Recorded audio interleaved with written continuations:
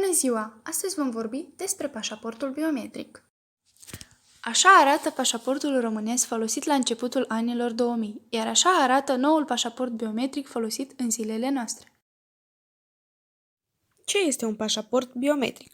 Pașaportul biometric este un document electronic care conține un chip pe care sunt scrise toate informațiile pe care le găsiți în mod normal pe un pașaport.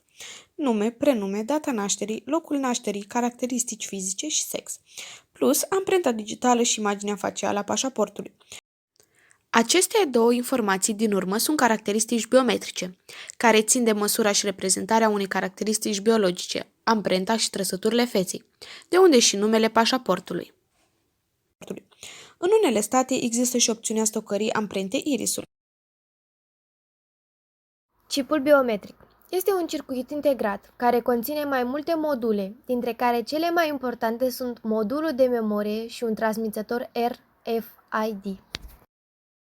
Prin simpla adăugare a chipului, pașaportul nu numai că devine mult mai greu de falsificat, dar micșorează timpul de procesare de pe aeroporturile unde se află instalate porți de control electronic. Ce date sunt scrise pe chipul biometric? Chipul biometric conține toate informațiile din pagina a doua a pașaportului. În plus, conține imaginea digitizată a feței, precum și amprenta digitală a unui deget la alegere.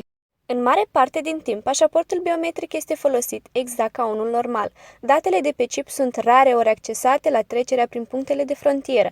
Tocmai, din acest motiv, pașapoartele normale și cele biometrice coexistă fără probleme de interoperativitate.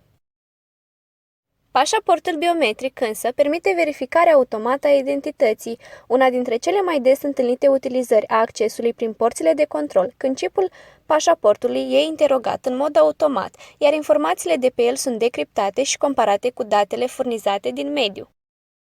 În România există 4 tipuri de pașapoarte. Pașaportul simplu cu o valabilitate de 10 ani pentru persoanele majore, 5 ani pentru persoane între 12 și 18 ani și 3 ani pentru cei sub 12 ani.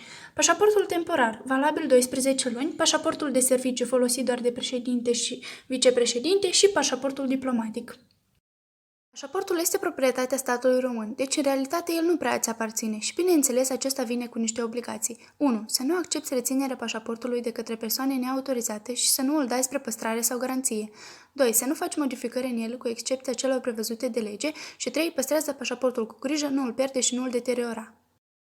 Aceste obligații le găsești pe ultima pagină a pașaportului pe care de cele mai multe ori o ignorăm. Sper că v-au fost de folos toate aceste informații. Vă mulțumim pentru vizionare!